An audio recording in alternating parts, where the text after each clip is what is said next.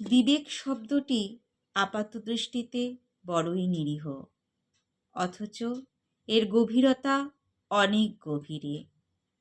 আর কিছু নয়, শুধু বিবেকের কথা শুনতে পেলে সব ভ্রান্তি, সব বিস্মৃতি কিংবা অভাব অভিযোগ যাই হোক, সব কিছু থেকেই মুক্তি মেলে।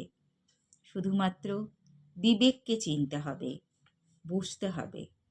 বিবেকের কথা বোঝার চেষ্টা অন্তত চাই। বাকি সব যেমন তেমন, শুধু বিবেক, এই শব্দ, এই বোধ, সব কথা এখানেই শুরু, এখানেই শেষ। শুনলেন কবিতা বিবেক, কলমে এবং কণ্ঠে আমি মৌমিতা পাল। আমার নিজের লেখা কবিতা পাঠ করছি। প্রথম কবিতা পাঠ করলাম বিবেক। আরেকটি কবিতা সময়। সময় চলে যাচ্ছে একটু একটু করে, স্মৃতি বিস্মৃতির অতলে তলিয়ে যাচ্ছে। অতীতের স্মৃতিগুলো অতীত হয়ে জীবনের খাতায় লিপিবদ্ধ হয়েছে। বর্তমানও একটু একটু করে অতীতের দিকে পা বাড়াচ্ছে। আমাদের বর্তমান খুব অল্প সময়ের জন্য, বর্তমান বেশিটাই অতীতের দখলে। সময়ের স্রোতে সব একদিন ভেসে চলে যায়, তবুও আমরা অকারণ ঘটনা নিয়ে মাথা ঘামাই। সময় চিরকাল নদীর স্রোতের ন্যায়, নিজস্ব গতিতেই সে এগিয়ে যায়। শুনলেন কবিতা সময়, কলমে এবং কণ্ঠে আমি মৌমিতা পাল। আরেকটি কবিতা পাঠ করে শোনাচ্ছি, নীরব অনুভূতি।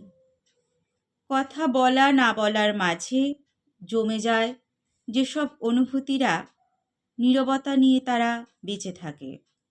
নীরবতা মাঝে তাদের অন্তিম যাত্রাও হয়, তবুও তাদের অস্তিত্ব অনস্বীকার্য। অনুভূতি অস্তিত্ব অস্বীকার করলে বেইমানি দায় নেওয়ার থেকেও নিজ হৃদয়ের কাছে প্রশ্নচিহ্ন রেখে যায়।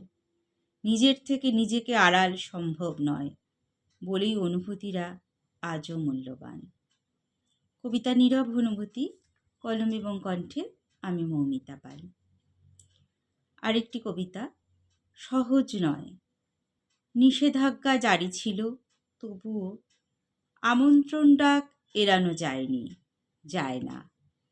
উচিত ছিল, জানা ছিল, ঔচিত্যবোধ ভাবা সহজ, বোঝাও। শুধু কাজের বেলায় কেন যে সব মননশীলতা সবসময় কাজে দেয় না, একথা বুঝতে একটা জীবন কেটে যায়। কবিতা সহজ নয়, কলমে এবং কণ্ঠে আমি মৌমিতা পাল। আমি আমার নিজের লেখা 4টি কবিতা পাঠ করে শোনালাম। কেমন লাগলো অবশ্যই জানাবেন। ধন্যবাদ জানাই।